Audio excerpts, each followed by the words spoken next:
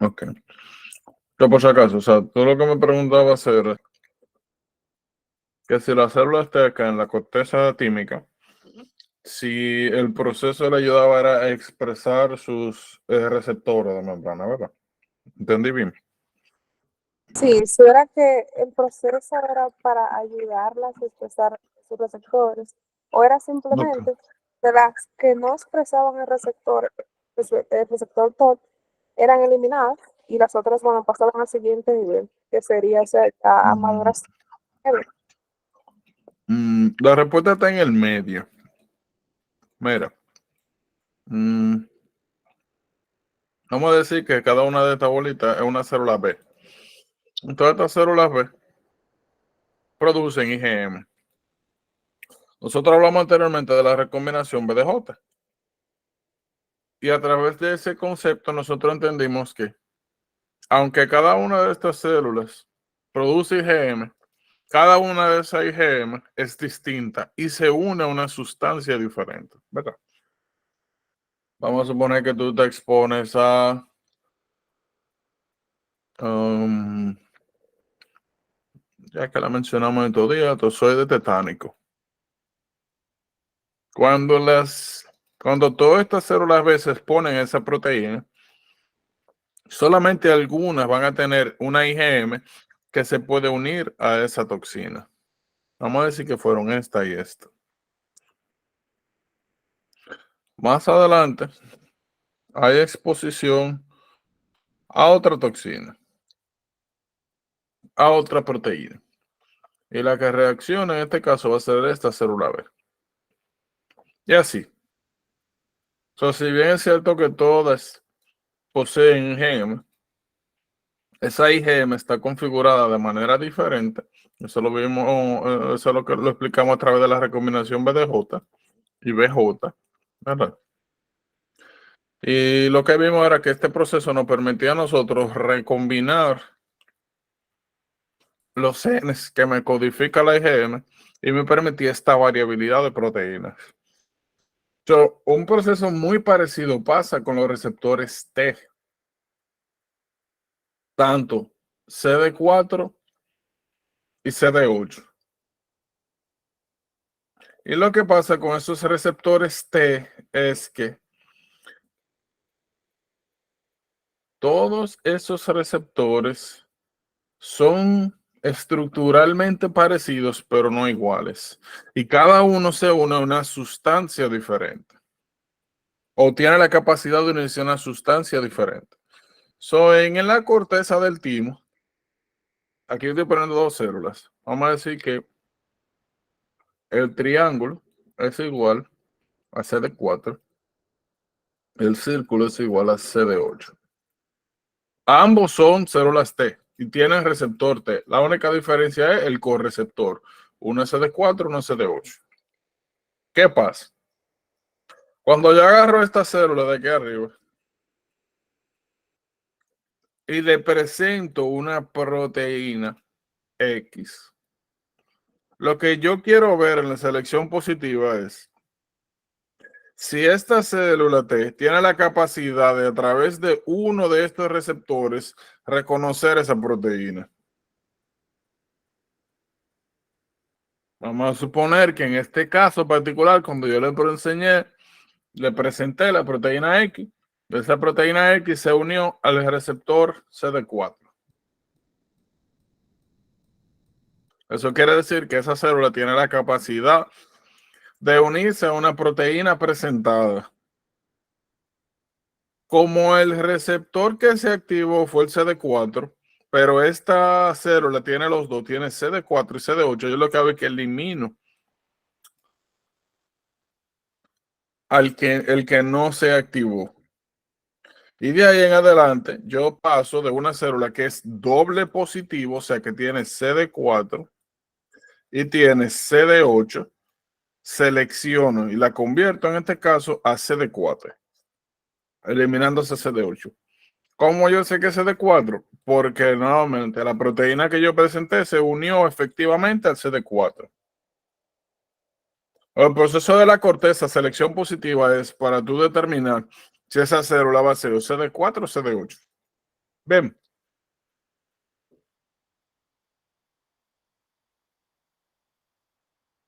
Su corteza es igual a selección de si tú vas a hacer CD4 o si tú vas a hacer CD8. Eso es lo que pasa. Por eso se llama selección positiva. Tú determinas en qué tipo de célula te vas a convertir. Ahora, en la médula, lo que sucede es que esa misma célula viene acá. Ya yo sé que es CD4 positivo. Aquí yo comienzo a presentarle una serie de más proteínas. Y lo que yo quiero ver es cómo reacciona esa proteína, cómo reacciona ese CD4 a esa proteína. Recuerden, las proteínas que nosotros presentamos aquí son proteínas nuestras.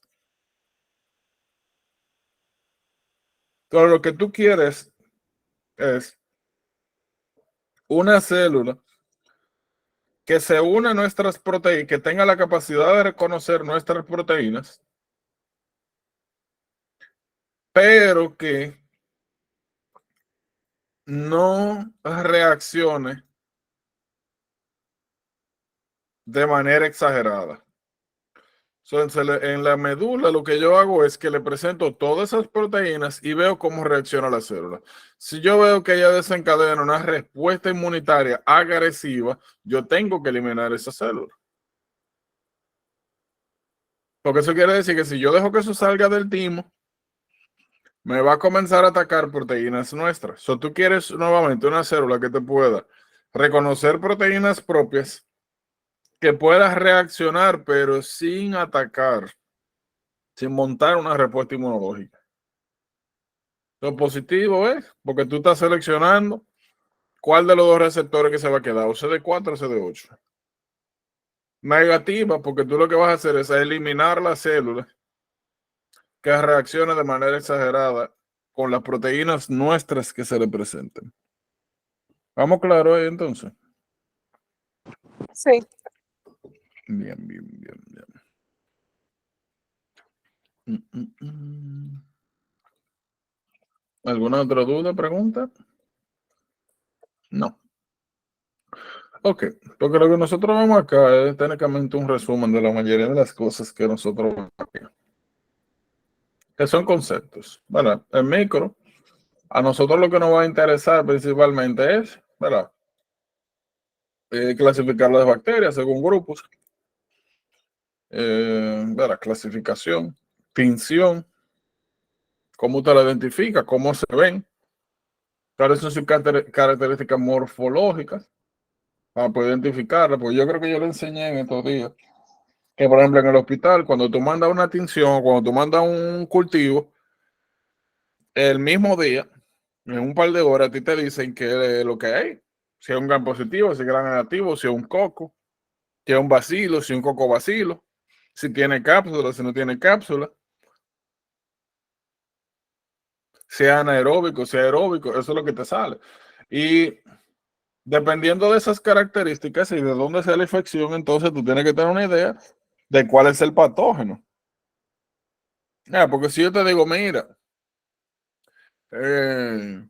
hay una persona que tiene una infección de orina, le hicieron un cultivo y salió un bacilo gram negativo.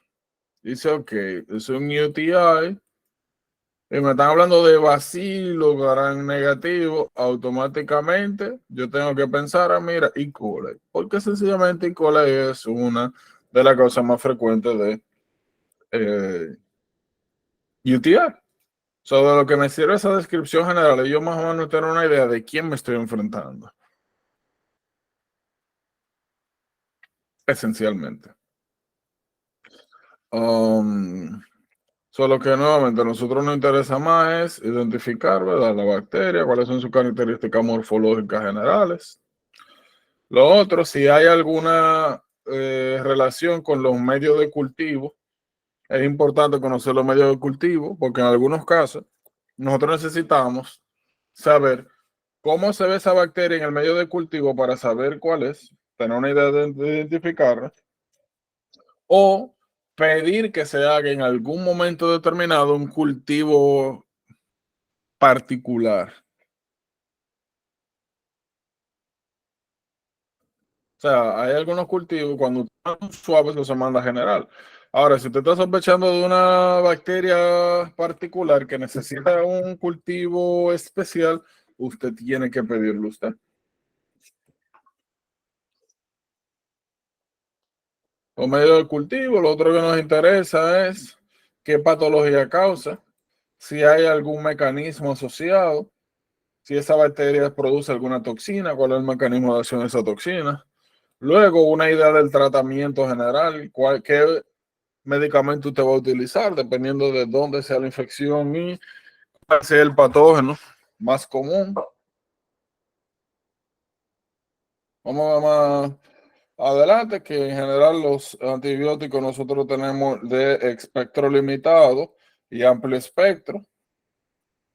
Generalmente cuando usted no sabe dónde está la infección o si la infección es muy severa, usted comienza con amplio espectro, toma cultivo y luego limita.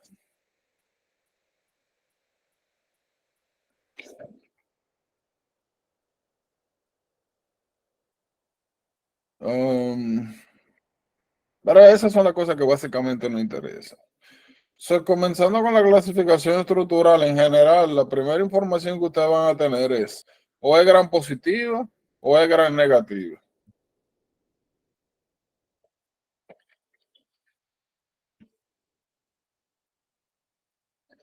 De ahora en adelante. Ah, mira qué chulo esta semana. Me encanta. Qué chula. Está muy chulo, realmente. Esa clasificación de gran positivo y gran negativo es sencillamente cómo se ve el organismo luego de que se hace este proceso. Como ustedes ven acá, usted tiene las células en general, las bacterias, sobre todo, si usted la pone debajo de un microscopio, literalmente lo que usted ve es transparente.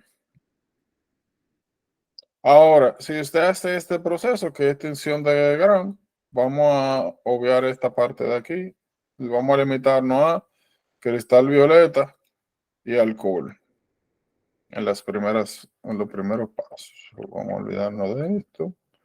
No es importante para nosotros. Lo que es importante es esto.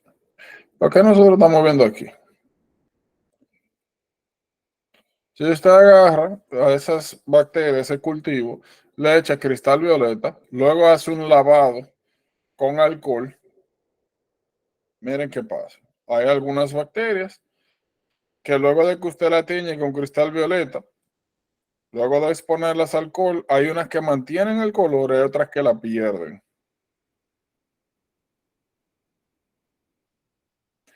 Posteriormente a eso, como ya yo sé que las bacterias sin teñir se ven transparentes, usted agrega un segundo colorante que se llama safranina.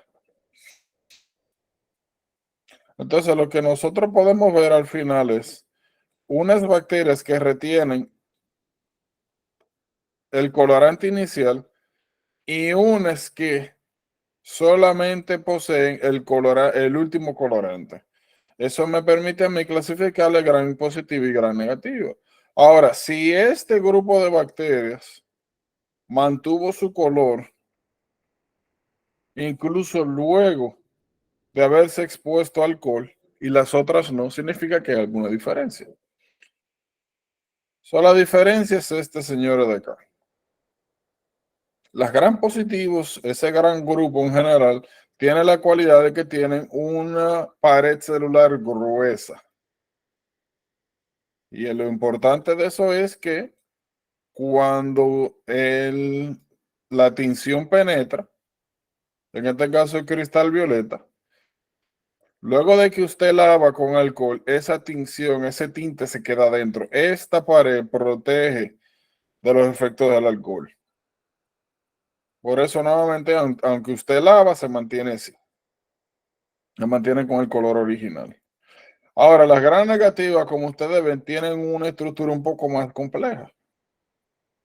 Fíjense que nosotros vamos aquí. Una membrana plasmática, una pared celular.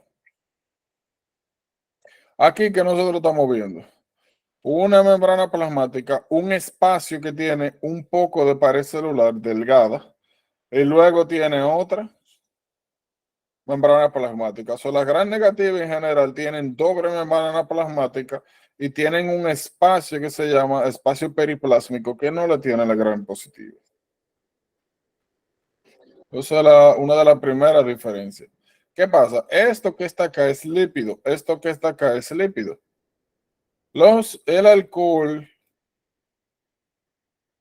sobre todo en altas concentraciones, elimina, rompe, hace que sea fácil atravesar estas estructuras.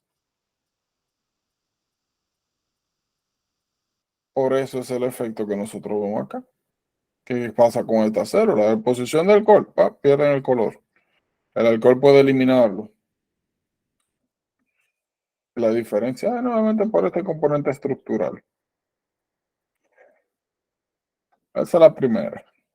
Como ustedes ven, aquí es una imagen bien chula porque acá ustedes ven cuáles son las cualidades en común y cuáles son las cualidades únicas de una de otra. Si bien es cierto, ya nosotros vimos que la pared celular le da características especiales en relación a la tensión, no es una característica única porque la gran negativa lo tienen, solamente que es súper delgada. Pero la diferencia acá es que esta es bien gruesa.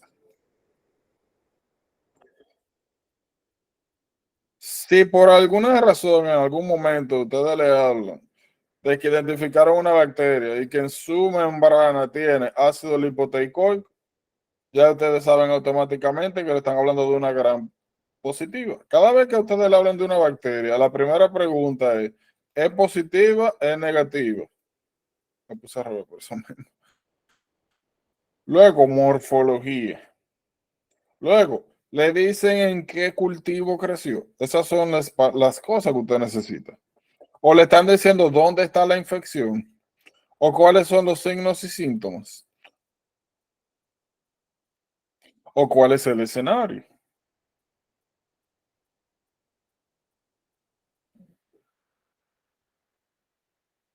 Porque el escenario muchas veces te va a decir cuál es el, el patógeno más común. Porque, por ejemplo, o quién usted debe esperar. Porque, como le decía, por ejemplo, si yo le pongo un niño recién nacido, nació con su Apgar score 10 de 10, o sea, sano. En las primeras horas le dan el seno, calostro. Y el primer día, el segundo día, se va poniendo letárgico, amarillo, va desarrollando hepatomegalia, desarrolla hipoglicemia, sobre todo entre comidas. A medida que pasa el tiempo, la madre se da cuenta de que no ve bien, de que desarrolla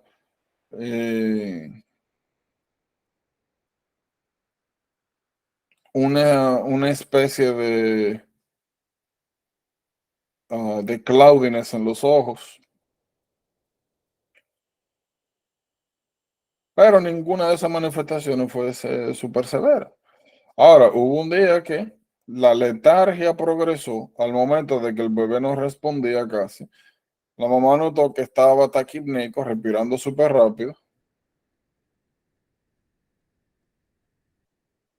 y que notaba que el corazón le latía rápido, taquicárdico. Cuando llegó al hospital, le tomaron los vitales y vieron que la presión era 60-30, o sea, presión baja, y que tenía fiebre.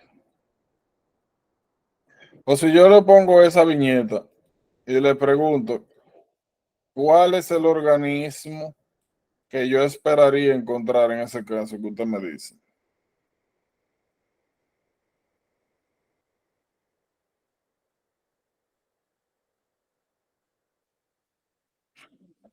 Mm, mm, mm. So, esto que ustedes están viendo acá, nosotros habíamos visto esas manifestaciones en los errores del metabolismo de la galactosa. O esto podría ser un ejemplo como galactosemia. Y estas indicaciones que yo tengo acá, taquipneico, taquicardia, hypotension, fiebre, eso me indica mi sepsis. Nosotros habíamos visto en galactosemia que sepsis era bastante comúnmente ocasionado por E. coli. O lo que yo quiero decirle con esto es que el escenario muchas veces te dicta, te dice cuál es el patógeno. Tú solamente te guías por cuál es el más común. Ahora, como nosotros vamos a entrar en microbiología, no vamos a dar cuenta de que en vez de preguntarnos cuál es el patógeno, lo que nos pueden preguntar es una característica. ¿En cuál de los siguientes medios crece esta bacteria? Me ponen A, Bordet Gengo, B, Lowenstein-Jensen, C, McConkey, D, Taylor Martin.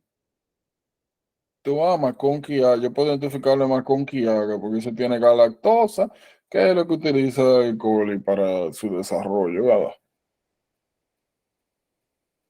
Bordet Gengo, vamos a ver qué borde tela. Lowenstein-Jensen, eso es tuberculosis. Taylor Martin, Neisseria. Nuevamente, esto abre conocer microbiología le abre otra puerta de tipo de preguntas, donde en vez de preguntarle un patógeno, yo pregunto por una característica, o cómo se ve cuando crece en un cultivo, o en qué tipo de cultivo se desarrolla, o como le dije, cómo se ve. Vamos a ver ahorita, McConkey, cómo se ve. Cambia de color, se ve diferente y coli a otras en el mismo medio. Nuevamente, eso es lo que más nos interesa acá. Como siempre, las diferencias son bien importantes. Eso que ustedes ven acá, endotoxina del pie, como ustedes ven, es un lipopolisacárido, que es lo que, eso es lo que significa el pie, es lipopolisacárido, que son sustancias que se encuentran en la membrana. Eso va a ser importante porque vamos a ver más adelante que en general las bacterias gram negativas dan enfermedades, dan infecciones que son más severas que las de los gram positivos. Y en gran medida es porque esta sustancia, cuando se libera sangre, sobre todo en altas cantidades, pueden propiciar sepsis, causan inflamación, causan SIRS. Ahora vamos adelante, criterio SIRS. Hacen que el sistema inmune reaccione de manera exagerada y comience a hacer más daño que bien. Eso es lo primero. De acá. Lo otro, porinas. Como nosotros tenemos una comunicación compleja entre la parte intracelular y extracelular, nosotros vamos a necesitar transportar a través de dos espacios, bueno, de dos membranas, un espacio. Y van a aparecer esta proteína llamada porina, que como ustedes ven son canales que me comunican el espacio periplasmático y el medio extracelular. Esto me va a ayudar a mí a tener selectividad con que yo entro. Y más adelante vamos a ver que van a ser importantes porque van a estar vinculadas con el desarrollo de resistencia y mecanismo de algunos antimicrobiales. Eso es importante eso. Acá, si yo tengo una proteína que me conecte el espacio extracelular con el del celular, sencillamente es un canal o una proteína transportadora.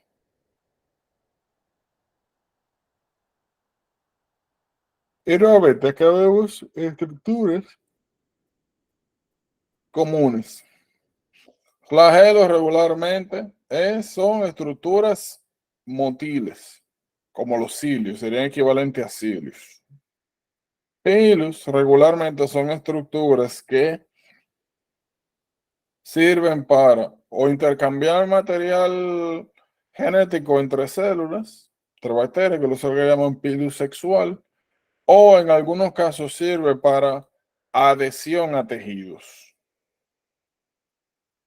Importante de estos señores es que son proteínas Y ya nosotros sabemos que nuestro sistema inmunológico lo que prefiere reconocer y a lo que mejor ataca son proteínas.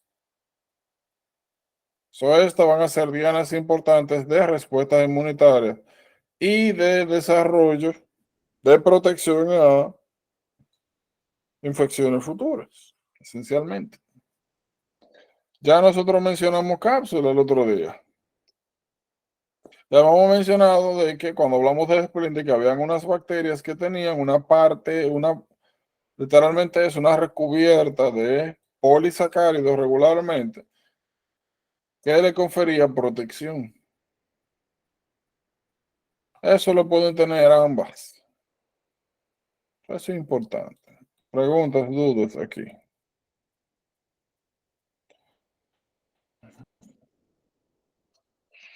Hay otra cosa que es importante, es esto. Cuando esos polisacáridos se encuentran, voy a poner aquí,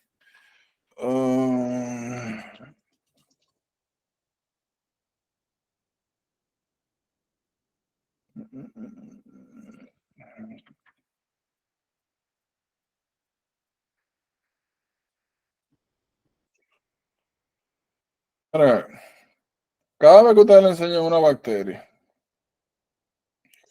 que se vea que tiene como una recubierta blanca o algo que la separa del medio, es una cápsula. Y eso va a ser importante porque, nuevamente, protege a la bacteria, hace que sea más difícil eliminarlas. Sobre todo si no tenemos spleen, porque habíamos dicho que en el vaso era el órgano donde primordialmente se eliminaban estas bacterias que aparecen en sangre. Por ende, personas que tienen esplenectomía son bien susceptibles a desarrollar infecciones diseminadas por este tipo de bacterias. Ahora, las bacterias pueden, o sea, esto sería como un polisacárido que se ha secretado de manera organizada. Ahora,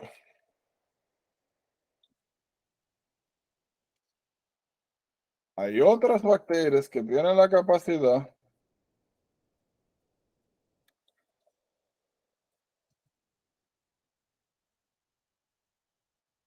ok, esto se ve un poquito mejor. Ahora, hay otras bacterias que secretan polisacáridos, pero en vez de tenerlo alrededor de ellas, lo secretan al medio. Yo no sé si en alguna vez,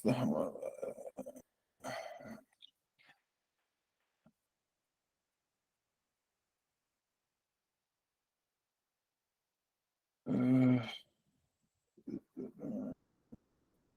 bueno, yo no sé si ustedes han visto, no encuentro, creo que encuentro microscopías.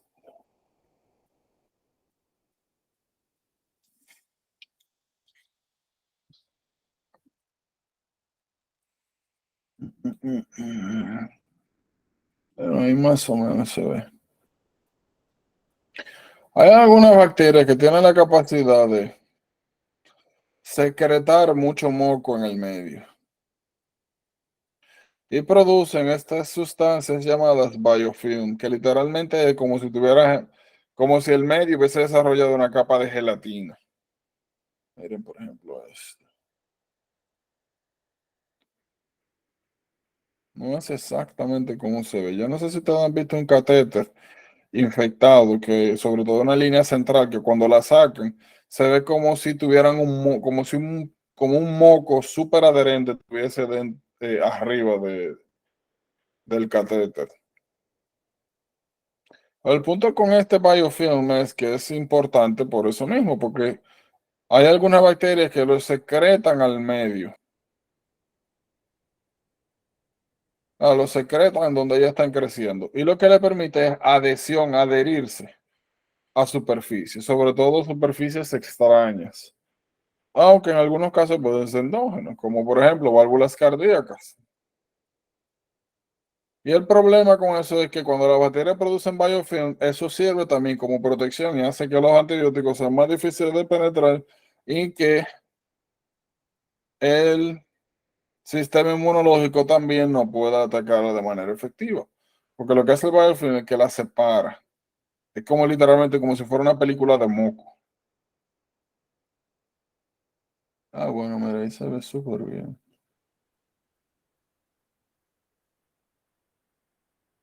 Eso es importante para nosotros. Aquí ustedes tienen un reguero de stains. A medida que nosotros vayamos viendo las patologías, nosotros vamos a ir viendo que hay algunas de ellas que tienen tinciones generales, como Gram, pero vamos a ir viendo que hay otras que tienen tinciones especiales o que preferencialmente se ven mejor con ciertas tinciones y eso va a ser importante. De hecho, en el examen que cogí recientemente me salió esto, que eso es tinta china. Una persona que tendrá suspected Cryptococcus neoformans infection, meningitis, la persona con HIV. Hablando de eso, déjame ver algo rápidamente.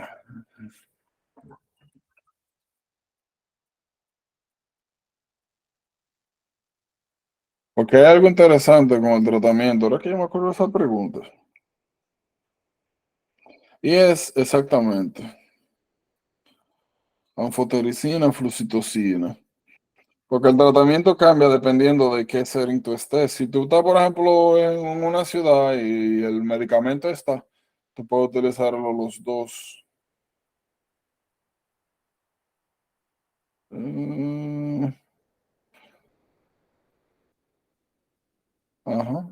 Pero si tú estás en un medio rural, se prefiere es otro, me parece fluconazol. Sí, después tú lo vas a fluconazol. Bueno, pero nada más. Mm, mm, mm. Así, aprovechando. No me acuerdo. Siempre se me olvidaba que eso de gracia. Eh, nada, y eso lo que vamos a ver a medida que nosotros avancemos es que hay tinciones preferenciales generales, pero hay tinciones preferenciales que van a ser bien importantes. Sobre todo esta, si el Nielsen, cuando nosotros hablemos de Cryptosporidium en pacientes con diarrea que no responden a tratamiento y que los cultivos han dado negativo. Y va a ser importante mandar a hacer esa prueba específicamente para buscar Cryptosporidium parvum. No se preocupen, a medida que nosotros vayamos viendo las patologías, vamos hablando de sus... oh, un momento. Ahí llegó un correo.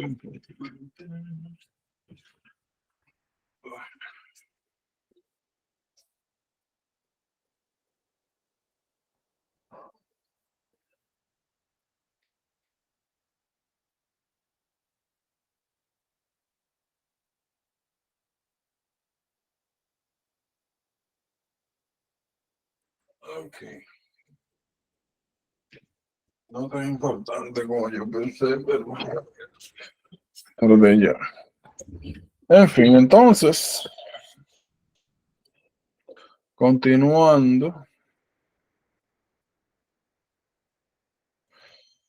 lo que le mencionaba hace un momento, esto es algo también, las tinciones tienen que aprenderse de memoria y los cultivos, por la misma razón.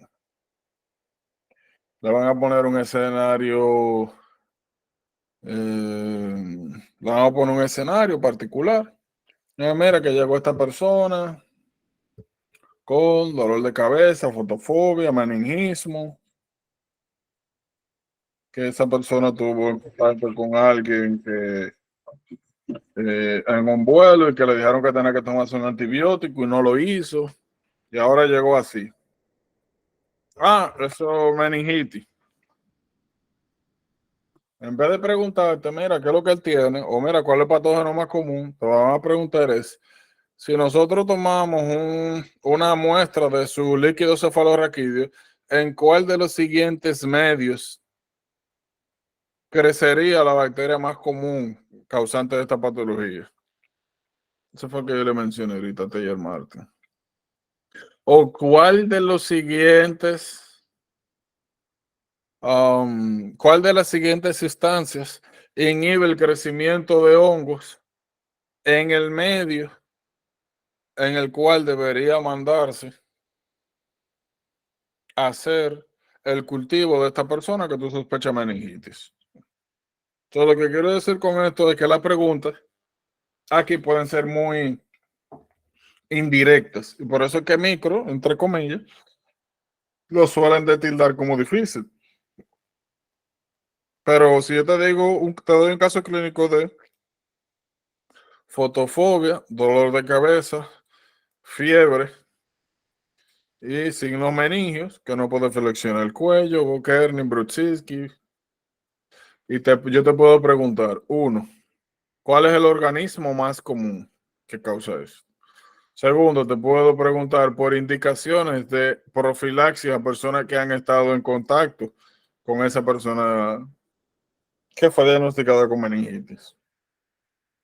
Puedo preguntarte, como dije, cómo se ve en la tinción de Gram ese organismo. Puedo preguntarte en qué medio, o sea, en qué cultivo crece. O puedo preguntarte algo del cultivo, o cómo se ve en el cultivo, o puedo preguntarte alguna característica del cultivo.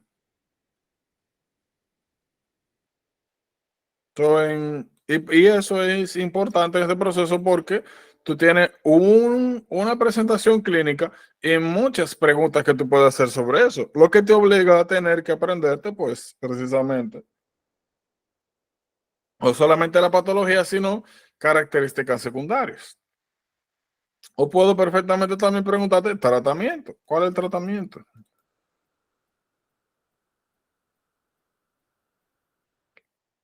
¿Estamos claros ahí? Preguntas, dudas de esto. Claro, como le dije, a medida que nosotros avancemos, vamos a ir viendo estos detalles, pero estas son cosas que hay que aprenderse así, de manera rajatabla, como dicen. Eso de botella. Y sí hay que saberlo. Tanto las tensiones como esto. Ahora, tienen que volverse loco ahora aprendiéndose eso ahí, no necesariamente. Tampoco lo lee y le pasa por arriba. Pero es importante. Como les digo, quizás se le va a hacer un poco más fácil cuando ustedes vean preguntas de esa naturaleza, cuando lo lean un par de veces, cuando pongan un par de preguntas malas y vean, bueno, sí, es verdad. Hay que aprenderse. Es Una verdad. Ajá, démelo, pregunta, de verdad. démelo. En ese caso, esas vacunas se pueden utilizar también en pacientes, o sea, porque pacientes que tienen que tienen anemia, ¿Que ah, tienen, perdón? que tienen ciclosos, los que tienen anemia de cosas, de ciclosos. Por alguna razón, cuando tú hablas, yo se oye como cortado. También lo escucho así, se oye cortado realmente. Sí, pues si tú quieres, escríbeme mejor, que yo creo que así no entendemos más. Porque por alguna razón eso se fragmenta mucho. Ajá.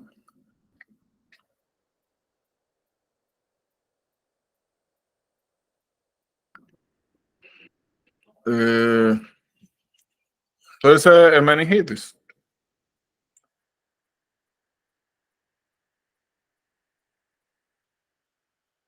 O sea, tú dices profilaxis de posición de meningitis.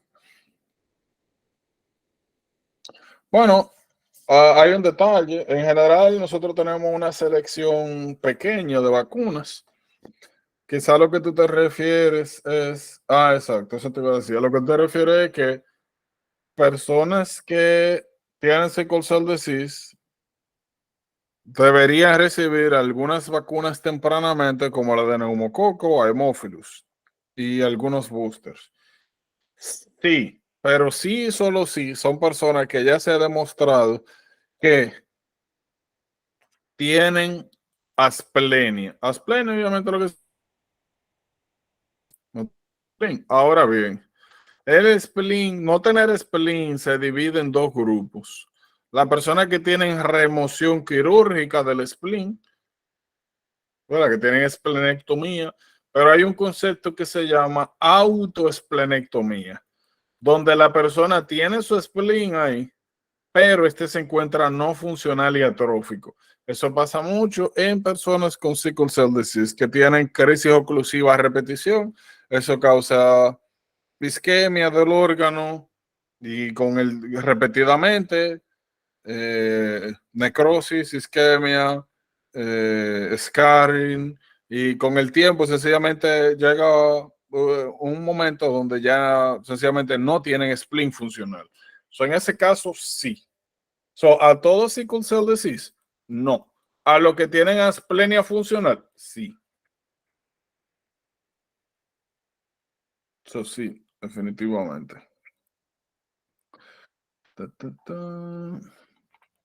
Os repito, esto es importante y no solamente saber dónde crece, sino características, porque como ya le expliqué, le pueden preguntar o dónde crece o características del medio. Lo mismo con las extinciones. ¿Qué nosotros vemos acá? En general, ustedes saben que las bacterias se dividen en aerobia y anaerobia dependiendo de dónde crezcan y cuáles son sus necesidades. Y eso va a ser importante. Dame un momento. Vamos a entrar esto por acá. Ay.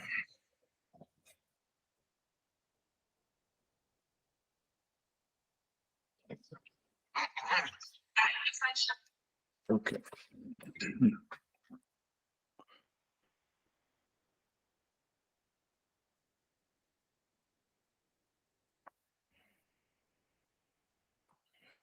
Ok. So, sí. En general, ustedes, eso está más que claro. Aeróbico, anaeróbico. Es importante porque hay que tomar los cultivos de manera adecuada. Si usted no toma el cultivo de manera adecuada y en el anaerobio entra aire, ya usted sabe que no va a crecer nada adecuadamente. Y hay otros aerobios facultativos. Facultativos son los organismos que quizás su crecimiento óptimo es en un medio, vamos a decir aeróbico, pero que si se encuentra en un medio anaeróbico, pueden sobrevivir sin ningún problema. Regularmente eso es por un tiempo limitado, que no necesariamente tiene que ser corto, por si acaso. O cuando uno dice tiempo limitado, uno piensa en 5 minutos muere. No necesariamente.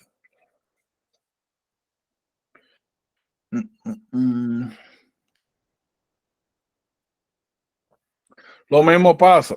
Hay algunas bacterias que tienen o en parte de su ciclo o su ciclo completo es dentro de una célula, como si fueran parásitos. Y el mismo concepto aplica. Hay algunas facultativas que pueden desarrollarse en los dos medios, o en pocas palabras significa, pueden estar dentro de una célula, pero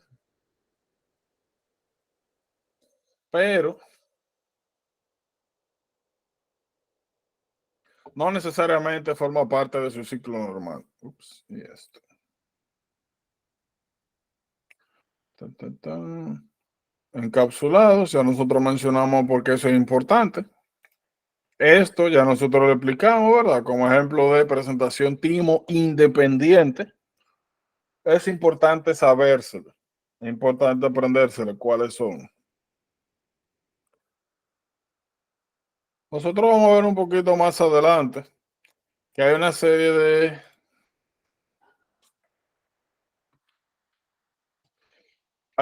organismos que tienen la característica de ocasionar infecciones urinarias que pueden llevar a esto, lo que le llaman Stackhorn calcules, que son cálculos en Stackhorn, no me acuerdo cómo es Stackhorn en inglés.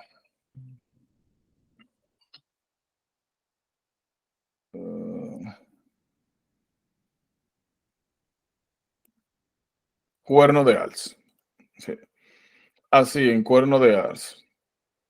Que son la famosa piedra que cubren los cálices completos, estos. Son la famosa piedra de verdad, opiniones. Pero cada vez que usted ve, míralo ahí, que cubren el lumen calicial completo. Míralo ahí. Cada vez que usted ve a alguien, en general, cuando nosotros tenemos nefrolitiasis, lo que pensamos en alguien que tiene dolor intermitente, lancinante, que regularmente se resuelve solo cuando pasa el estómago, o sea, o pasa totalmente, o pasa parcialmente, o se mueve en el sistema tubular. Es un dolor que generalmente va de flanco hacia groin y puede irradiarse escroto en el caso del hombre. Y regularmente está asociado a hematuria macroscópica, microscópica. Listo. Si una persona llega con esas características, usted le enseña una radiografía y usted ve un fucking peñón ahí. O sea, normalmente, nefrolitiasis, X-ray son piedritas. Eso es lo que usted ve, nefrolitiasis, lo que usted ve es literalmente eso, son calculitos, piedritas, cositas que a veces se ven como mini punticos blancos. Bueno, puntitos chiquiticos blancos. Eso es lo que usted normalmente ve.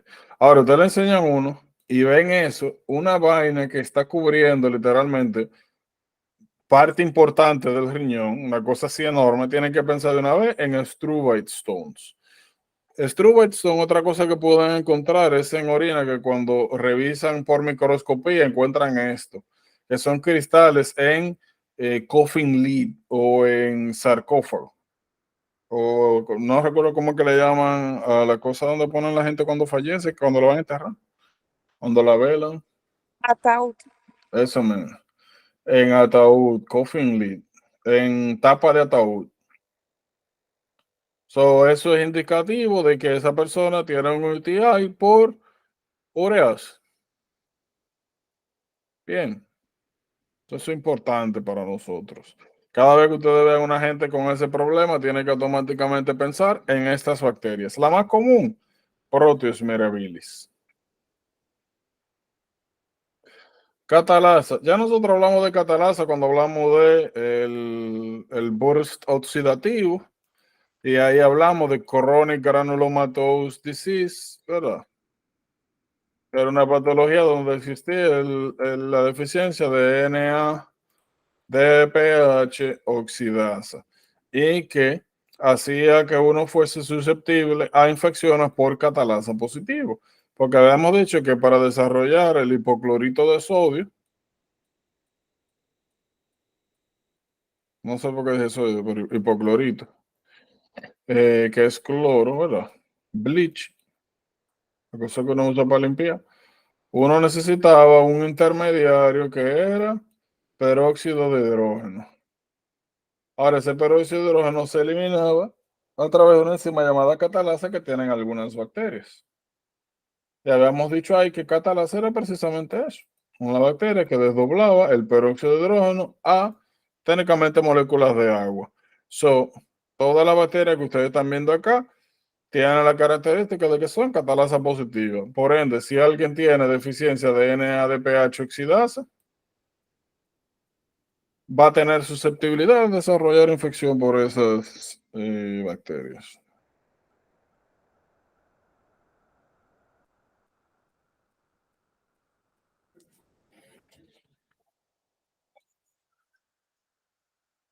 Pigmentos. Lo importante de eso es que en algunas circunstancias ustedes le van a mencionar los pigmentos para indicarle que hay una determinada bacteria. Esto. Nosotros vamos a ver un poquito más adelante actinomyces. Nosotros tenemos que sospechar actinomyces cuando veamos pus con los llamados sulfurgranos.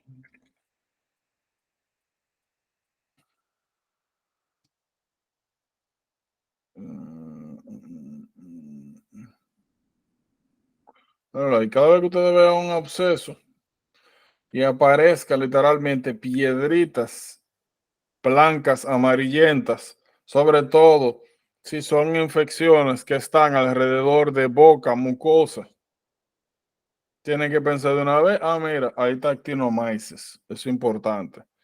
Lo otro es Serratia. Serratia tiene la característica de que produce un pigmento rojo, que si está mezclado con algunas sustancias blancas puede dar un color rosado. Eso es importante por dos cosas. Si a ustedes le ponen un bullet de, por ejemplo, una persona un hombre que tiene dolor al eyacular y que cuando eyacule, si eso cae en algún sitio, o que un día dio una muestra del semen y que cuando fueron a analizarla vieron que estaba rosada. Lo otro común es, tiene que pensar en serrecha, prostatitis por serrecha, bien poco común, pero para que sepan.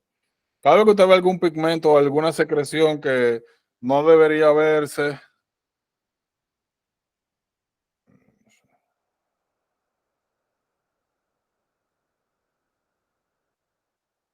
ok, que tenga la secreción, tenga este tipo de color y sea normal y no tenga sangre en el medio, tiene que pensar en eso. Lo otro es leche.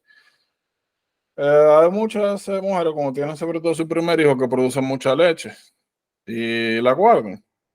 O si son mujeres que trabajan, ¿verdad? Normalmente guardan parte de esa leche y para cuando no están.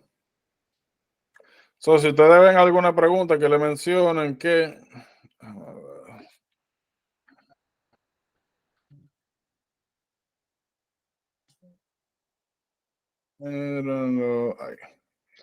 si ustedes ven un bullet donde le mencionan una pregunta, que una mujer dejó la leche preparada para su niño y que cuando fueron a dársela, vieron que la leche tenía una coloración rosácea y que el niño cuando se la bebe le da vómito de diarrea. Parece eso como fresalina. Tienen, quizás la mamá tenga no tiene que ser una infección, puede ser una colonización en el pezón por serratia. Porque si ya no tiene ninguna infección, si no tiene pus, si no tiene ningún problema, ¿verdad? Solamente es la leche, no tiene una infección, sino que está colonizada, ¿verdad? Eso es importante. Pseudomonas, nosotros lo conocemos, ¿verdad? Aureus, nosotros conocemos, ¿verdad? Lo más que tengo que agregar aquí es piosanina. Piosanina es un pigmento interesante porque este pigmento su función no solamente colorear, sino que es una sustancia que cuando se encuentra en presencia de oxígeno genera especie reactiva de oxígeno y puede ocasionar daños, ¿verdad? A tejido nuclear, membrana celular de las bacterias subyacentes. Eso lo hacen para sobrevivir, para competir con las demás. Es importante. Biofilm, ya lo mencionamos anteriormente, son diversas bacterias en diferentes áreas. Y ahora en adelante, como le mencioné ahorita, cada vez que ustedes vean algún tipo de device, un catéter de línea central, un catéter para diálisis, hasta un peripheral line o un ICD defibrilador, de esos que se ponen internos. Que le mencionen que hay una infección, que cuando lo sacan, ven un material mucoide alrededor del aparato. Me pregunten cuál de las siguientes bacterias está asociada con este tipo de infección que causa este tipo de características, biofilm, ¿verdad? Por ahí te se organiza. Otro que me gustaría mencionar es esto. Cada vez que ustedes vean que alguien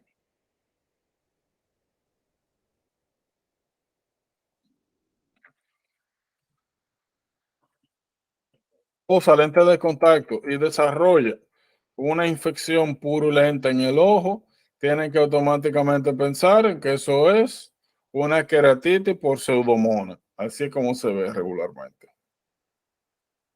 Eso es clásico. O sea, hay cosas que ustedes van a ir viendo más adelante, sobre todo cuando hagan preguntas. Hay muchas cosas que usted tiene que pensar, analizar, etcétera, etcétera. Pero hay otras que son A es igual a B. Infección en el ojo, lente de contacto, no lo piense, Pseudomonas.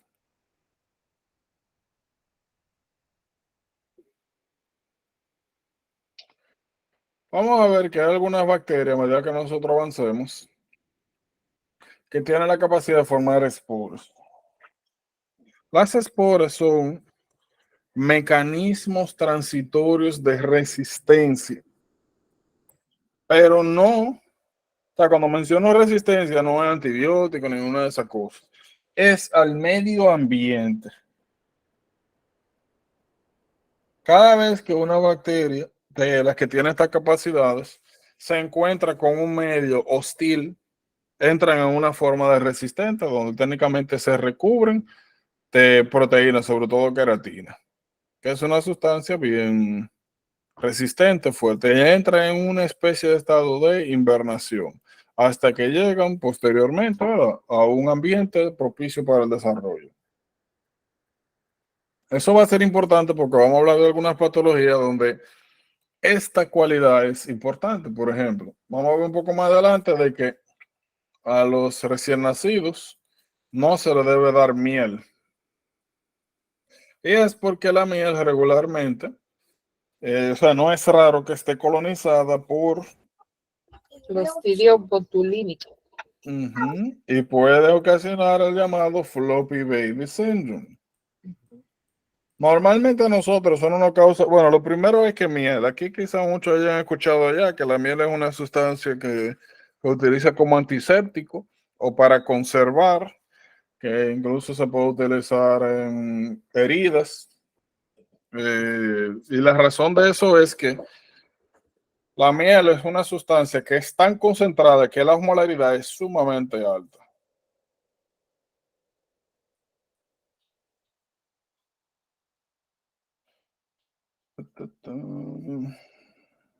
Bueno, mira, ahí lo dice. Aquí no hay que buscar más.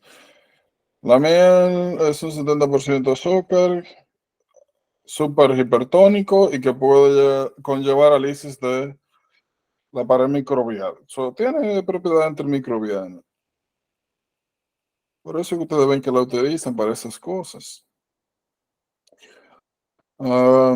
Pero hay un detalle, o sea, si usted tiene un frasco de miel, entonces, y aquí cae Clostridium botulinum, para esa bacteria protegerse de esa alta osmolaridad se convierten en esporas. Las esporas son resistentes a ese problema y se quedan ahí con la miel. Usted y yo, cuando nosotros comemos miel, consumimos miel, sencillamente esas esporas llegan al intestino grueso. El intestino grueso está plagado de bacterias que compiten y no dejan que se desarrollen. Normalmente eso no causa ningún tipo de problema porque nuestras bacterias intestinales nos protegen. No dejan que se desarrollen, le quitan todo el alimento.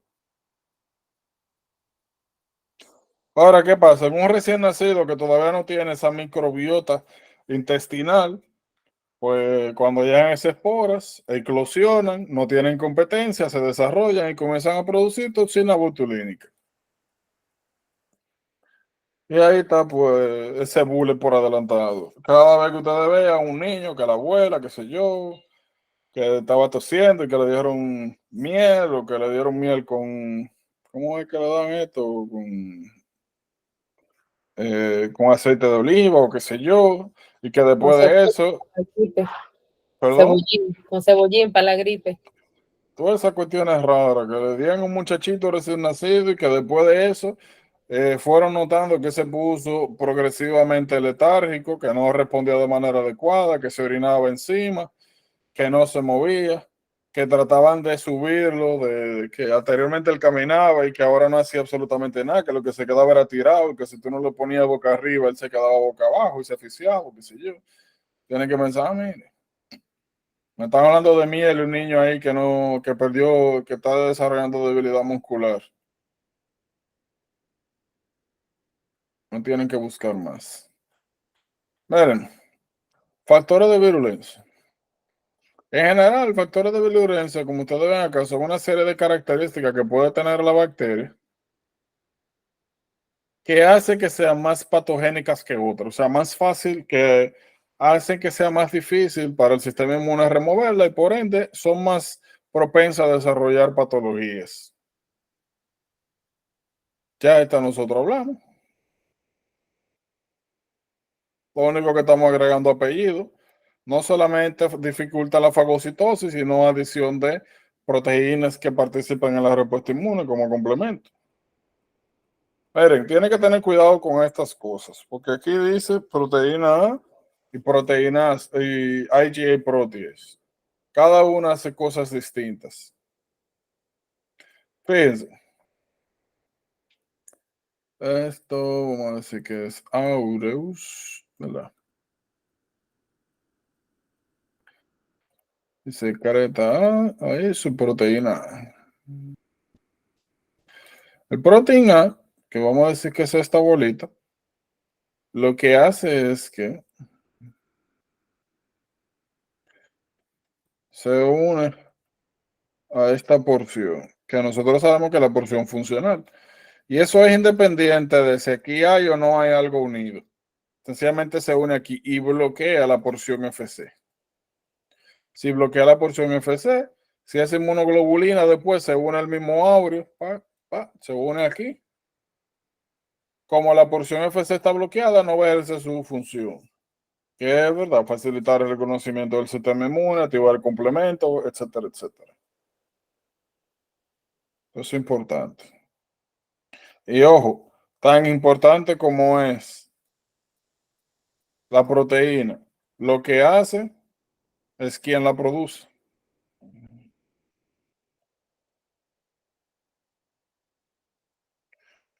IgA protease, el nombre lo dice. Proteasa de IgA, desdobla IgA. ¿Dónde se encuentra IgA? Principalmente en mucosas. Hablamos de respiratorio, ¿verdad? Hablamos de tracto genitourinario. Hablamos de mucosa, ¿verdad? Como oído interno.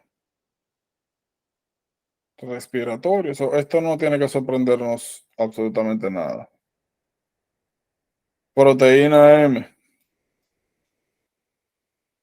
Nosotros vamos a ver que este concepto es bien importante para nosotros. Hay algunas bacterias que producen algunas sustancias que son muy similares a las nuestras. Y ya sabemos que el sistema inmune de nosotros está entrenado para que las bacterias que son parecidas a nosotros o las nuestras, ¿verdad?, no sean atacadas. Eso es lo que llaman molecular mimicry. Eso va a ser importante, no solamente como un mecanismo de defensa, sino para explicar algunas enfermedades que tienen un componente autoinmune. Vamos a ver más adelante que hay algunas patologías, algunas infecciones que cuando te dan aumentan tu riesgo de desarrollar patologías autoinmunes. La clásica, fiebre reumática, que da luego de, sobre todo repetidas, Streptococcus pyogenes infections. Eso es importante.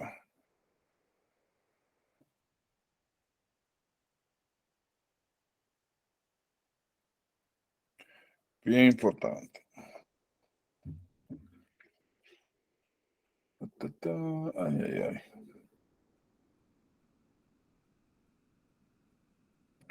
Como siempre, ustedes saben cuál es mi opinión de estos temas que son así, un poco complicados y sumamente importantes. Y es que yo prefiero darlos al inicio de una clase. Aunque tenemos tiempo ahora para eso, yo prefiero darlo con la mente en blanco, ¿verdad? O sea, no, bueno, no en blanco. No sé cómo, no fatigada. Porque ya ahora te digo, después de casi 2 horas hablando cosas, es difícil. Aunque ustedes nuevamente, la opinión de ustedes es importante. Si ustedes me dicen, no, no, dale para allá. Estamos nítidos, yo le doy. Yo es una simple recomendación. Pero ustedes son los que saben.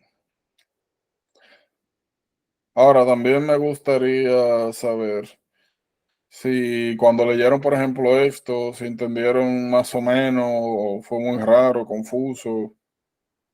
Yo siempre les he dicho eso también. Cada vez que ustedes lean temas y cosas, si encuentran algo fuera de sitio, muy difícil, incómodo, raro, tienen que decirme.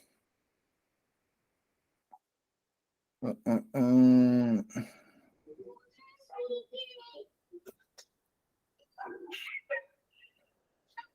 Hello. Hello. Saludos. Hello. Yo en lo personal lo vi hasta en los videos. Y es como medio confuso. Realmente no, esto es raro, ¿no? Esa sería mi definición. Es extraño, es raro. Por eso es que, y todo, si tú no le pones mucha atención, todo se parece, es lo mismo, pero realmente no lo es, ¿verdad? So, podemos abrir la clase de mañana con esto, nuevamente para sacarle provecho. Y ustedes entonces también quedan con el, ¿verdad?, compromiso de dedicarle un buen ratito a esto. Ya hagan lo que ustedes puedan, no se preocupen, pero comenzamos con esto mañana.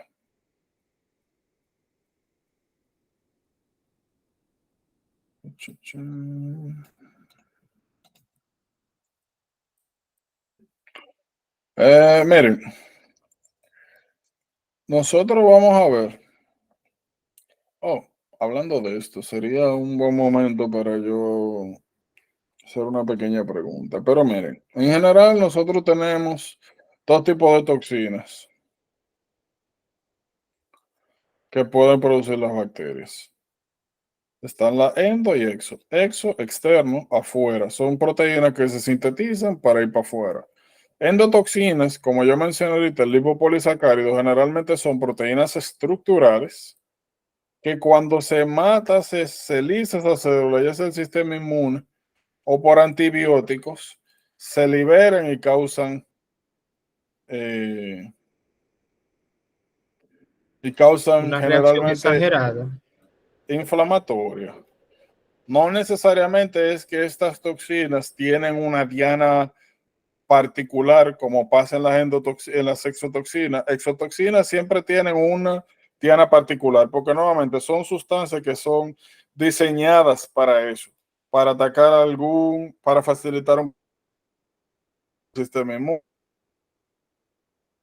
Estas nuevamente son proteínas o sustancias estructurales. Este concepto de endotoxina es bien importante porque vamos a ver más adelante como en HUS, en Hemolytic Uremic Syndrome, donde nosotros tenemos algunas patologías bacterianas donde nosotros no damos antibióticos. Y no lo damos porque pueden empeorar el cuadro clínico. Por eso, usted comienza a alisar toda esa bacteria, liberan endotoxina y empeora el cuadro. Y hay otras reacciones como la reacción de Hersheimer.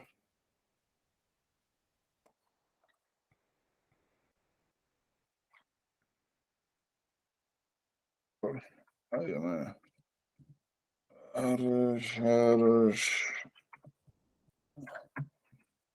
Esto. Eso lo vamos a ver ahorita, que pasa sobre todo en algunas infecciones por espiroquetas, que es algo interesante. Eso pasa, por ejemplo, en sífilis, que alguien tiene sífilis, tú le das penicilina, y luego de que tú le das penicilina, empeoran transitoriamente y luego comienzan a mejorar. Le da fiebre, dolor de cabeza, malestar, o sea, sintomáticamente empeoran.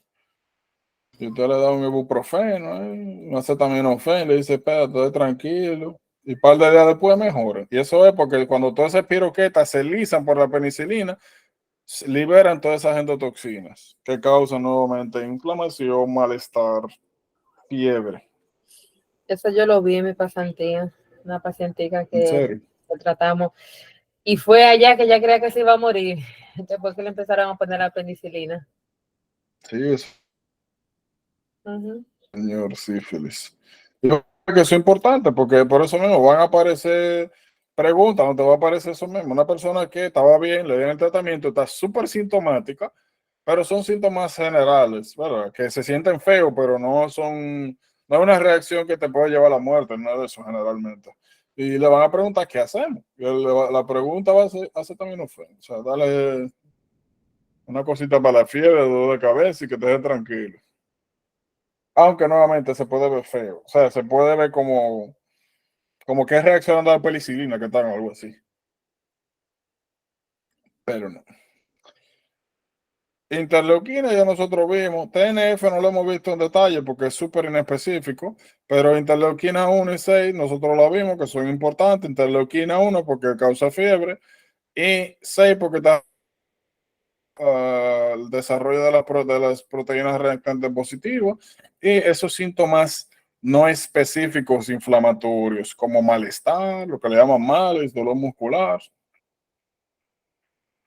y también contribuye a fiebre con interleuquina 1. Eso es importante. O lo que yo le iba a preguntar aquí era, si yo le enseño esta imagen a ustedes,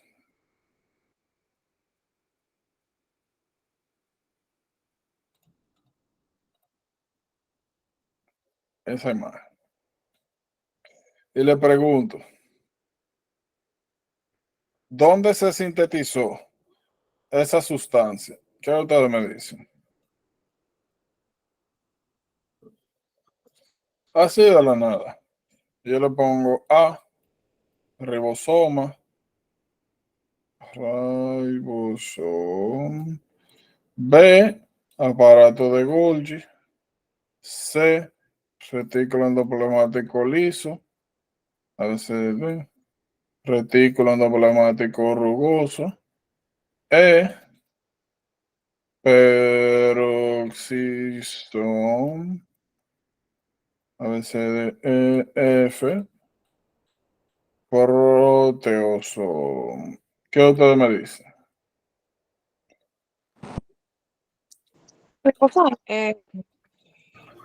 ¿Eh?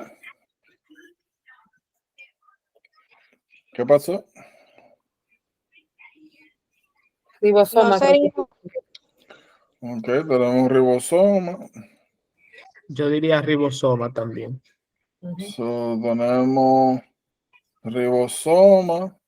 Donde este ribosoma. Vi una C por ahí. Sí, no en el igual que José. Ok. ¿Alguien más? que también. ¿Alguien más? ¿Alguien más? Yo no sé qué Erika hicieron está aquí. hablando, pero no se le entiende. ¿Perdón? No me escucho. Ahora sí.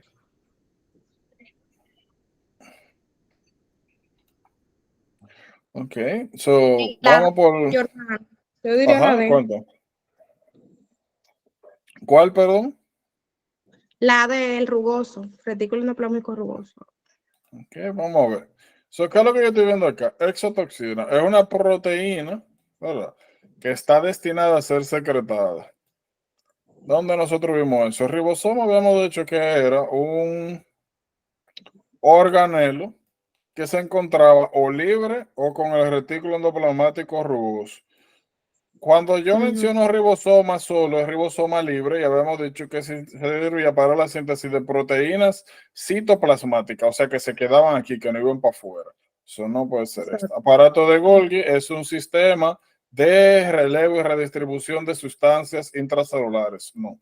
Retículo endoplasmático liso es un organelo que clásicamente se ve desarrollado en tejidos que tienen altas procesos sintéticos que envuelven lípidos. Habíamos mencionado que, por ejemplo, la corteza adrenal, ovarios, testículos, ¿verdad? Que producían hormonas esteroideas. Encontraba esto bien desarrollado.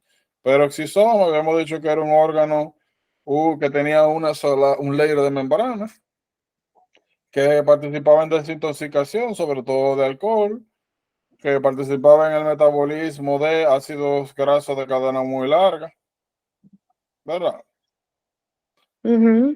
Proteosoma era un sistema de eliminación de proteínas donde se marcaban estas proteínas para ya sean anómalas o que ya se utilizaron o que ya hay que recambiar con ubiquitina y se eliminaban. Eso no. Acá no queda retículo endoplasmático rugoso. El retículo endoplasmático rugoso habíamos dicho que era el sitio de síntesis de proteínas que clásicamente iban a ser secretados extracelularmente. El ejemplo que habíamos visto anteriormente era colágeno. El colágeno siempre va para afuera. Eso no sirve porque el colágeno es una proteína estructural que forma la matriz extracelular. ¿Verdad? Esto. La razón por la que le traigo esta colección es porque, como les había dicho anteriormente, lo ideal cuando ustedes ven una pregunta es conceptualizar rápidamente, tachar lo que no es e irse preguntando, ¿qué es ese aquí? ¿Qué es ese aquí? ¿Qué es ese aquí? ¿Qué es ese aquí? En vez de buscar la respuesta, tienen que buscar quién no es la respuesta. Y la manera más fácil es esa. Y para que ustedes también puedan apreciar que van a encontrarse temas mixtos. O sea, donde ustedes van a ver conceptos de bioquímica que se van a aplicar a conceptos, o mejor dicho, a ilustraciones que no tienen que ver directamente con bioquímica. En este caso es microbiología. Y eso es la manera más común a la cual ustedes se van a encontrar preguntas. Bien. Sí, tú sabes que fue lo primero que yo pensé, de que está afuera, es el citoplasma. Así como que quemas. Claro, no, pero ese es el punto. Yo le digo, mire, mientras tanto, cada vez que ustedes pongan una pregunta mala, tienen que estar bien feliz, porque usted acaba de identificar un problema que puede solucionar. Usted no ha cogido el examen, se puede hacer. Y siempre, lo que ustedes van a ver mucho en el examen, sobre todo, es concepto. ¿Qué es lo que nosotros vemos aquí? Yo tengo algo que estoy secretando afuera. Esa proteína está diseñada para ser secretada. ¿En qué organelo me hace esa función particular? Retículo plasmático rugoso. Como le dije, van a encontrarse mucho este tipo de... Jordano, una duda. El retículo endoplásmico rugoso en ese caso solamente, o sea, produce sustancias que van para afuera, que van para el... Primordialmente. Exacto. Mientras que el rugoso solamente es específico para la misma célula, o sea, para adentro, se queda adentro todo lo que produce. El ribosoma. El ribosoma, sí, el ribosoma. Porque recuerden que habíamos dicho que los ribosomas estaban libres, así, que los representaban así, los ribosomas solos. Y los ribosomas que estaban con... Retículo. Exacto, así afuera, que lo ponen como punticos, ¿verdad?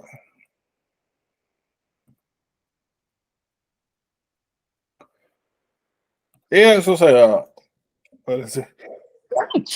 Gracias. Y eso ustedes pueden ver muchas otras preguntas que salen de ahí. Por ejemplo, yo podría preguntar, ¿qué otras, eh, qué otros procesos metabólicos se desarrollan en el organelo donde se sintetizó esa proteína?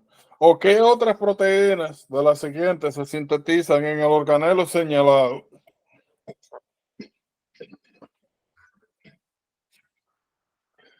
Pues sí. Lo otro que nosotros estamos viendo acá es, fíjense, cosa que nos interesa. Regularmente las exotoxinas son péptidos. Exotoxinas principalmente son lípidos. Si yo le pregunto, si yo tengo una toxina, o sea, una endo versus una exotoxina, ¿cuál de las dos es más likely que me produzca a mí memoria celular?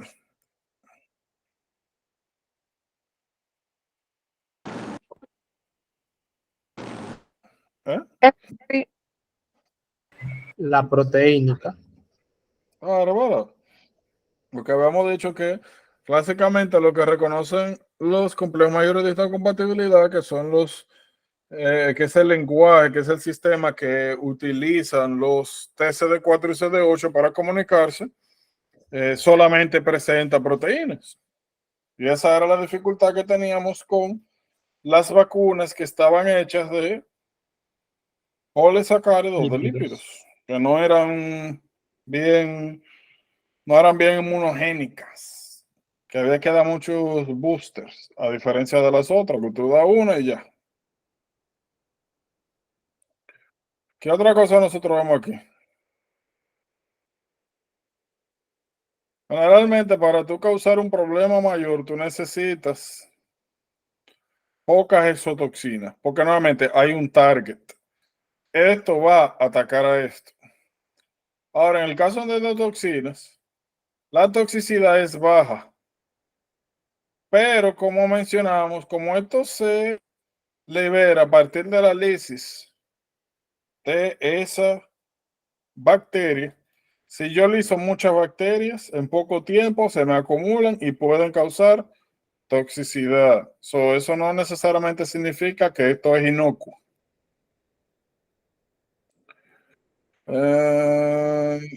Esto es importante. Vamos a hablar más adelante que, sobre todo cuando hay intoxicaciones alimentarias, que si usted normalmente la calienta de manera adecuada por tiempo adecuado, usted podría evitarlas. Ahora, si lo que se encuentra ahí es una o una serie de endotoxinas, no es que eso sea muy común como intoxicación alimentaria, pero para que lo tengan pendiente porque pueden hacerle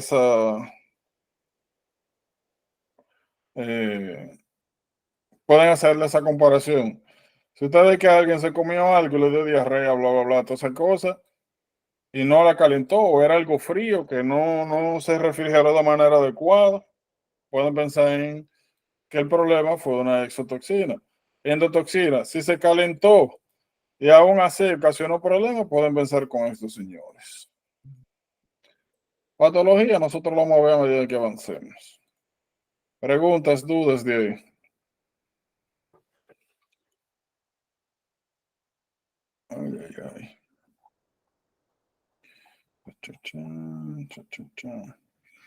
Ok, miren. La dinámica general que yo voy a tener con las patologías es, como ustedes ven acá, exotoxinas. Solo que ustedes van a ver acá es la toxina que hace y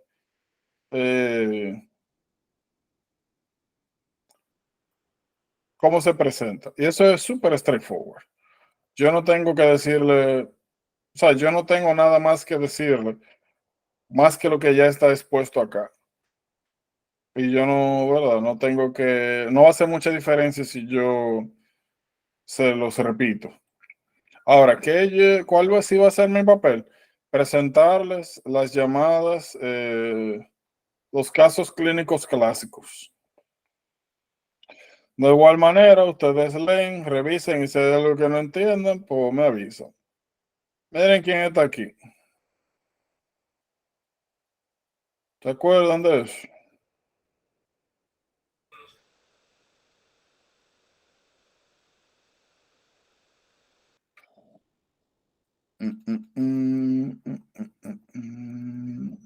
Acá, ¿qué yo hago?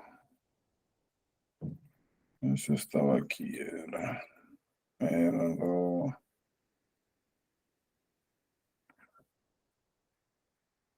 miren quién está aquí. El elongation factor 2. ¿Recuerdan exacto? Cuando hablamos de esto, que hablamos de elongación, que está el factor de elongación 2. Yo le dije, mira, lo vamos a ver un poquito más adelante cuando hablemos de bacterias, algunos mecanismos de toxicidad. Mírenlo ahí. Ustedes se van a encontrar con diversas bacterias que tienen o el mismo mecanismo o mecanismos muy similares a través de toxinas diferentes. Por ejemplo, aquí estamos viendo Corynebacterium diphtheria y Pseudomonas. Pseudomonas produce toxina difterica, hacen lo mismo. O sea, tienen el mismo mecanismo de acción. Ahora, las presentaciones son distintas. En general hay un concepto y es que es necesaria la síntesis de proteínas para la supervivencia celular. Usted interrumpe ese proceso y sencillamente, eventualmente, cuando esa célula no puede sintetizar la proteína que necesita para su función o reemplazar las dañadas, pues sencillamente llega un momento que fallece, muere. Y eso es uno de los principios clásicos de antibioterapia. ¿Qué nosotros estamos viendo aquí? Más adelante nosotros vamos a ver que cada vez que nosotros vengamos a alguien con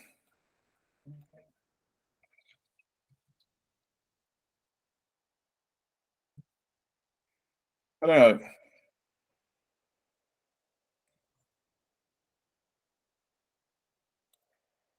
Ok, entonces es mejor. ¿Qué cosa tenemos que pensar cuando vemos eso? Lo primero es difteria, ¿verdad? Que esa es la que estamos viendo ahora. Placas, sobre todo grisáceas, en la garganta, tenemos que pensar en difteria. ¿Qué otra cosa tenemos que pensar? Amigdalitis, ¿verdad? Estreptococo, piógenes. ¿Qué otra cosa tenemos que pensar? Cándida o algo así. Eh,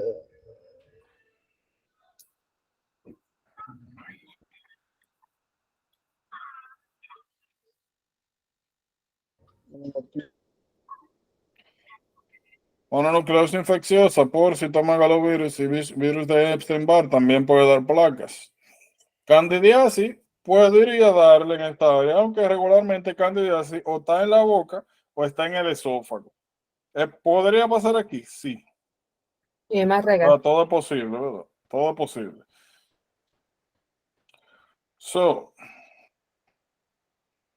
¿Qué nosotros podemos hacer acá?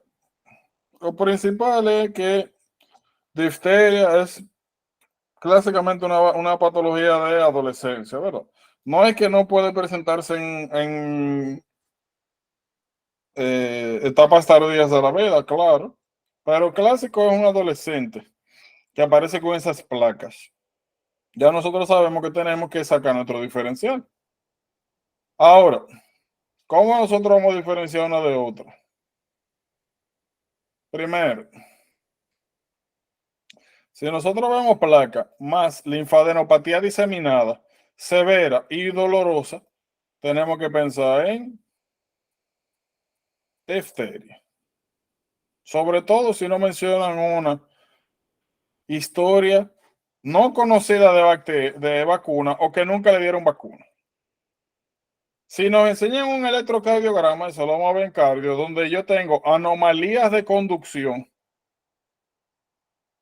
sobre todo bloqueos o nuevas arritmias que pasan alrededor de todo esto, puedo pensar, porque uno de los problemas que causa es una toxina que afecta al miocardio, también lo irrita. Ahora, si yo veo placas más linfadenopatía diseminada, pero no severa, pero sí dolorosa, y es una persona que me dicen que tienen toda su vacuna al día y no veo absolutamente más nada. Y si acaso lo que me menciona es que recientemente comenzó a salir, que se besó con una gente o que tiene una pareja nueva. Ah, bueno, eso parece mononucleosis infecciosa. Lo otro, y verdad, normalmente en la garganta, en esta patología mononucleosis, tú ves afectación bilateral. En difteria, lo más común es unilateral. Unilateral.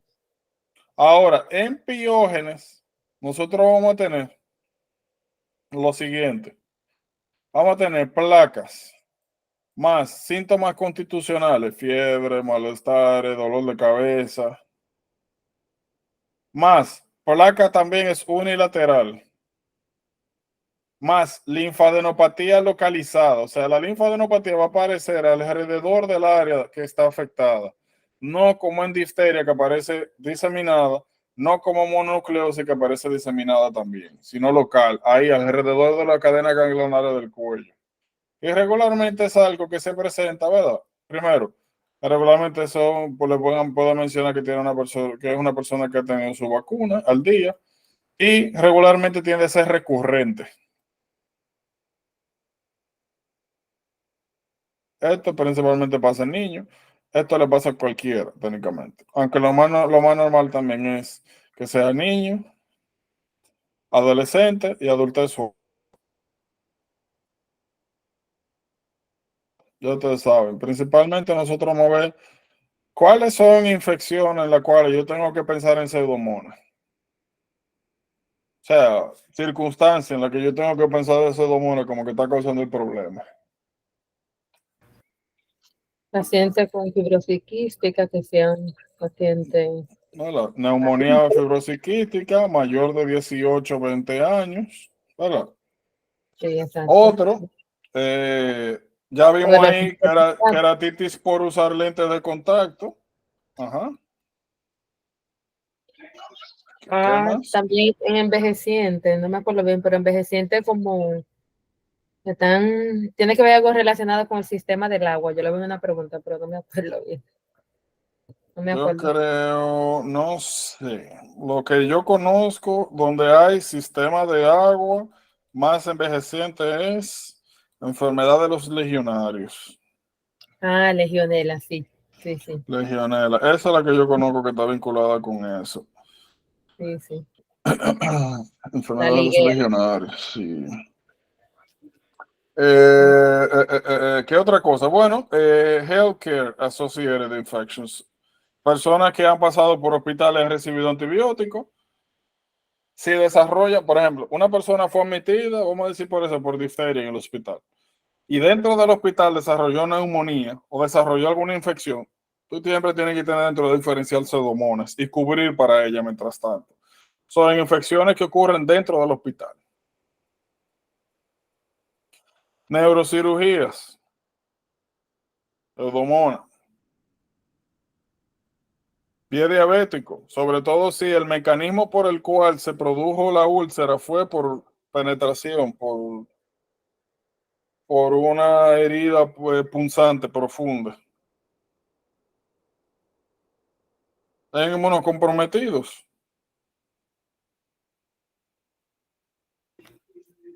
Yolanda, ¿se relaciona también con los pacientes que son intubados? No lo tengo Claro, o claro. sea, intubado es igual a tener un tubo endotraqueal, ¿verdad? Ujú. O una traqueostomía. Eso significa que tú tienes un device, o sea, un hardware en un hospital, ¿verdad? El punto no es la traqueostomía per se, es tú tener un hardware en el hospital. Paciente hospitalizado, ya entendí. Bien. Es por el hecho de esto, de estar en el hospital. Y tener hardware. Cada vez que alguien tiene hardware, sobre todo en hospital, Foley, ¿verdad? Foley, Trach, PEG, cualquier tipo de hardware de manera crónica y que eso supone sobre todo acceso vascular o algún órgano. Y en hospital tienen siempre que pensar que eso es riesgo para Pseudomonas y para MERSA. ¿Verdad? Ok. Continuando. Shigella. Shigella va a ser importante. ¿Perdón? O sea, no, que quería preguntar, ¿en pie diabético el más común es la pseudomonas entonces? No. Más común es regularmente en pie diabético. Mira qué pasa. En pie diabético, regularmente, lo más común son polimicrobiales. Y si acaso tú tienes que seleccionar alguna, más fácil te va tú por E. coli. Si es una úlcera que se desarrolló por insuficiencia vascular, neuropatía. Ahora bien, si la úlcera se desarrolló por un trauma penetrante profundo, o sea, que pisó un clavo o que se le metió un alambre, por algo, o sea, si el mecanismo de trauma fue ese, la causa más común es, una de las más comunes, pseudomonas, pero tiene que ser ese mecanismo. ¿Por qué? Yo no sé, honestamente, porque eso no tiene que necesariamente pasar en el hospital, puede ser por ahí en la calle, lo que sea. Pero bien común. Entendido, gracias. Eh, ¿Qué me faltaba aquí? Shigella. Nosotros vamos a ver, sobre todo cuando tenemos parásitos. Y aquí mismo, en bacterias, hay muchas bacterias. Vamos a ver Bacillus cereus, E. coli. Vamos a ver, yo la mencioné ahí en HIV, si el Nielsen. Anteriormente le llamaban Cyclospora cayetanensis y ahora le llaman Cryptosporidium parvum, etcétera, etcétera. O sea, hay una serie de patologías bacterianas parasitarias por protozoo que dan diarrea. Ahora, en general, cuando esa diarrea lleva sangre, se le llama disentería. Y automáticamente eso se presenta, tenemos que pensar en dos señores. Uno es Shigella, el otro es Campylobacter jejuni. Shigella porque tiene una toxina bien especial que inhibe la síntesis proteica y porque está vinculada con el síndrome hemolítico urémico, y Campylobacter jejuni porque precede, cada vez que alguien tiene que le da diarrea por Campylobacter jejuni o infección por Campylobacter, ellos desarrollan una complicación bien interesante, que es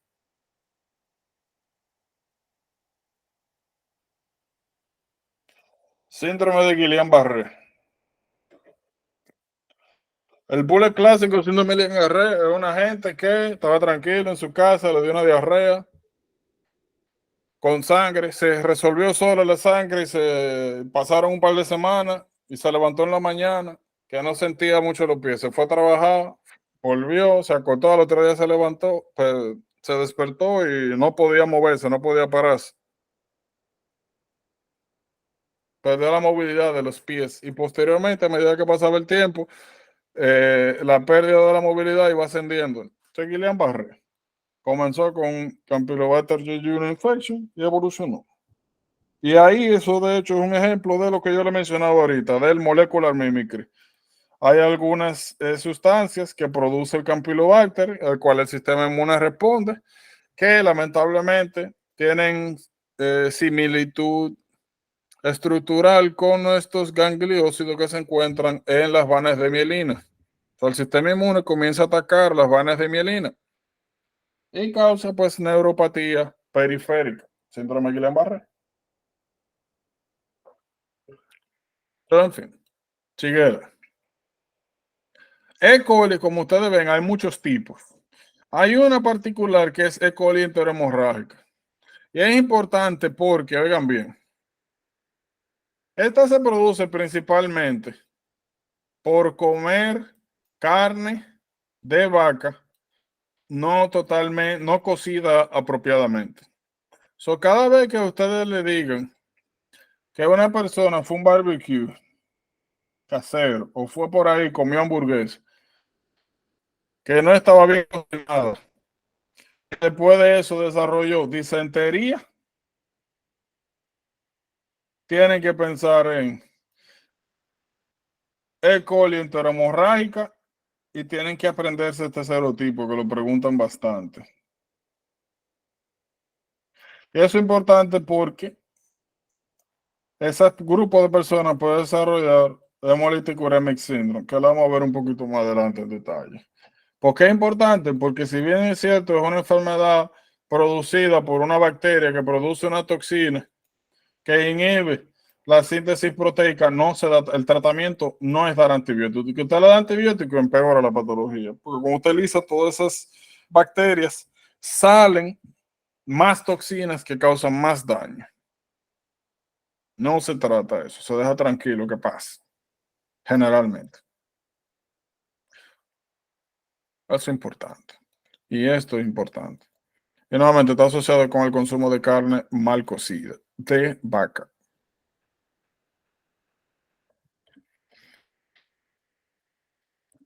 Ahora, nosotros vamos a ver que en este caso, la diarrea se produce por destrucción del tejido gastrointestinal. Diarrea. La diarrea se divide en 3 tipos. Están las disenterías, que regularmente son llamadas, pueden ser invasivas o no invasivas. Aquí nosotros tenemos no solamente Shigella e E. coli enterohemorrágica, también nosotros tenemos alguna parasitosis como Giardia, ameba, amebiasis, aunque Giardia no da disentería, las otras sí. O sea, no sale con sangre. Y en general, todas estas tienen a llamarse, o sea, Shigella y ameba tienen a llamarse invasiva porque rompen la mucosa y entran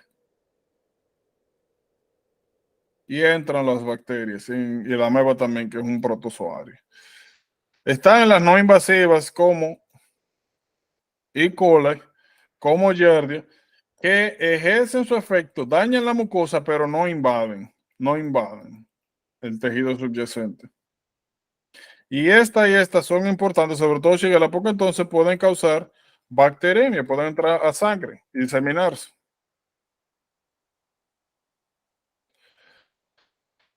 Esa disentería. Hay otro tipo de diarrea que son las acuosas. Las acuosas pueden estar causadas por aumento de la secreción o disminución de la absorción de algún elemento. Y por último están las diarreas, que también son acuosas, pero un mecanismo diferente, que es por no absorción, como en deficiencia de lactasa, que son las llamadas diarreas osmóticas. Yo le estoy haciendo esta clasificación porque aquí nosotros estamos viendo que hay otros E. coli que producen 2 tipos de sustancias. Una, miren qué hace esta. Aumenta la secreción, para resumir, de agua. Ahora, nosotros tenemos esta toxina que lo que hace es que disminuye la reabsorción de sales y por ende de agua. Eso va a ser importante. Porque es una diarrea, como lo favorito de este examen. Son diarreas por diferentes mecanismos, diferentes toxinas que trabajan casi igual por una misma bacteria. Como yo le digo, esos son los sueños húmedos de la gente que hacen esta pregunta, porque bueno, es algo común, es algo importante que hay que saber. Son parecidos, pero no iguales. Eso es ese material perfecto para una pregunta. ¿Qué es esto de heat level, heat stable? Nada, que esto te lo somete a temperatura y se muere rápidamente. Y esto te lo somete a temperatura y como quiera se mantiene.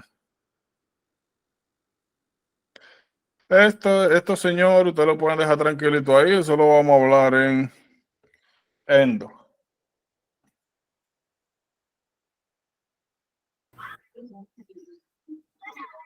Yolanda, Cuéntanos. bueno, que te interrumpa, la que tú dijiste de la carne de vaca mal cocida, ¿es la que está relacionada a la diarrea con sangre o a la de abajo? Sí, E. coli que produce Shiga-like toxin. Sí, ok. Hace lo mismo. Mira aquí. Miren, Anthrax.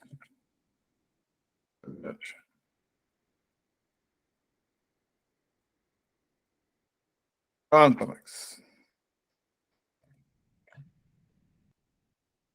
Ahora que se llama el otro.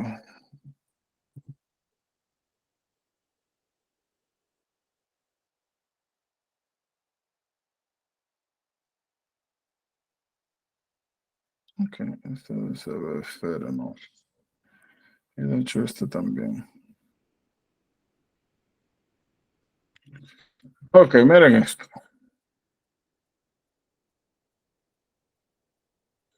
Esta no es la mejor calidad, pero es la que... bueno, espérate.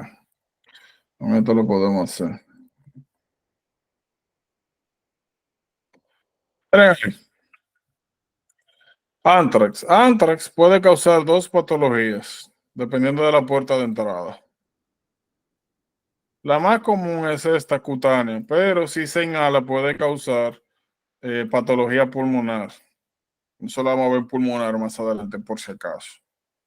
So, lo que nosotros vemos acá es que una de las cosas, una de las características clásicas de las lesiones que aparecen en piel por antras, que como ustedes ven forman centros necróticos, es eso. Tenemos un centro necrótico que está rodeado por un tejido. Fíjense, de aquí hasta aquí, los bordes se ven como elevados. Eso indica que aquí hay edema. O sea, el tejido que está alrededor del SCAR, del tejido necrótico, está edematizado. Ahora, esto es importante porque nosotros tenemos otra patología que se ve igualito. Esto es anthrax y esto es ectima gangrenoso. Ectima gangrenoso está asociado a septicemia, o mejor dicho, bacteremia por pseudomonas.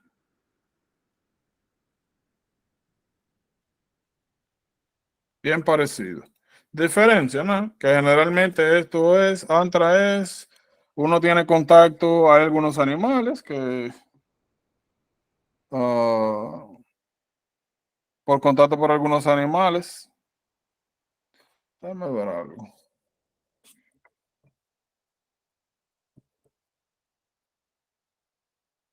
Alright. El otro nombre que recibe cuando es de piel es Wool-Sorter's disease, que está vinculado a esto, a trabajo con animales. Eso, cada vez que usted ve a un granjero que llega o alguien que trabaja con pieles, animales, mataderos, cosas así, ya con este tipo de lesiones en la piel y no tiene absolutamente más nada, pueden perfectamente pensar en Bacillus anthracis. Ahora, en este caso, estamos hablando de bacteremia por pseudomonas. O sea, esto es igual a una infección diseminada. So, aquí estamos viendo a alguien que está en el hospital, que está enfermo, que tiene fiebre, que tiene hipotensión, que está en sepsis. Si estamos hablando de bacteremia por pseudomonas, tenemos que pensar en alguien que posiblemente tenga algún nivel de inmunocompromiso. Todas esas cosas son importantes, diferenciales. Claro, todas esas cosas que yo le mencioné diferenciales están más para adelante. Ya la menciono es para que tengan algo para comparar, porque como le dije, esas son las cosas que nosotros podemos hacer ahora que son de beneficio. Fíjense, todo esto está vinculado al segundo mensajero, nuevamente en endo lo vamos a ver. Cólera. Lo clásico es eso.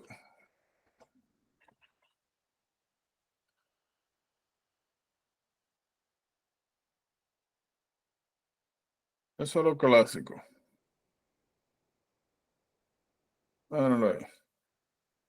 Heces en agua de arroz.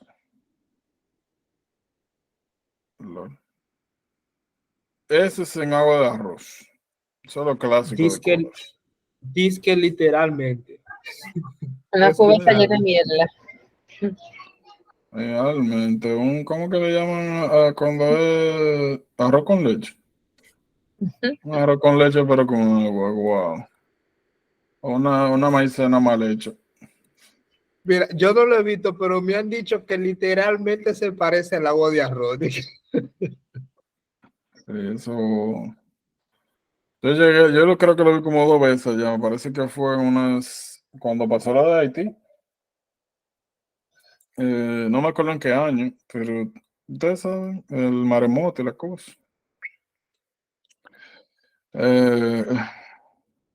Pues sí, esto es importante. Cada vez que ustedes vean a alguien con una diarrea imparable, acuosa, con esa característica, que ha estado presente. Cólera generalmente es una patología que viene posterior a algún desastre natural, como lo mismo pasa con leptospira. Regularmente hay algún tipo de desastre natural y luego viene la ola de cólera, sobre todo si están vinculados a agua. Qué importante, ¿por qué importante cólera? No solamente por eso que comenté, sino porque va a ser un diferencial importante de algunas patologías como VIPoma. Más adelante vamos a ver VIPoma, que es diarrea, acloridria. Estas son las características más importantes. Y el otro nombre, de hecho, que recibe ese tumor es cólera pancreático, porque regularmente VIPoma es un tumor secretor que se genera en el páncreas. Y se ve muy parecido. O sea, la presentación es bien parecida. Déjame ver algo.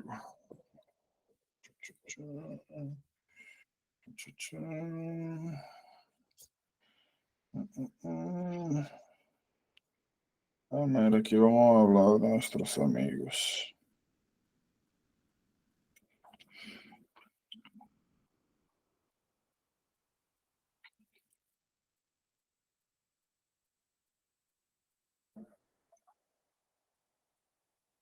Sí, me creo de los temas más largos que hay. Como le dije, yo no me voy a parar mucho a hablar de las cosas que ya están ahí, que ustedes pueden leer. Yo me voy a encargar de esto, de darle sentido, contenido y de darle un approach de los escenarios donde ustedes van a tener que decidir que si es una cosa o es otra. Eso es lo que vamos a discutir. Eso es lo que yo le voy a ofrecer de mi parte, porque nuevamente la información que está ahí, primero, es suficiente, es lo que usted necesita para el examen y ya está escrito. Yo no hago nada repitiendo lo que está ahí. Yo me voy a encargar de eso. Lo que ustedes tienen que hacer entonces, de lo que ustedes se van a encargar es de leer, y si hay algo que no entiendan, algo que necesita aclaración, preguntar. Bien, porque nuevamente la mayoría de las cosas que están aquí son straightforward. Lo mío es, yo lo que le voy a dar es conexión diferencial y casos clásicos. Esa va a ser mi parte. Y procesos. Eso sí, ¿verdad? Los explico ya en detalle porque quizá ahí no estén abarcados de una manera que sea fácilmente entendible. Y como ustedes vieron también hay muchas cosas que, por eso que yo les digo mucho, miren, esto lo mueve más adelante, mire, esto se conecta con esto, mire, esto es así. Y como la pregunta que le hice ahorita de los organelos, cada tema que ustedes ven es importante porque muy probablemente se correlaciona con un tema que va más adelante. Y como yo le dije, yo me encargo de hacer esas conexiones, de decirle, pero siempre que sea posible, usted le pone un cotejo, le pone un ojo por ahí, cosa de que no se le pase.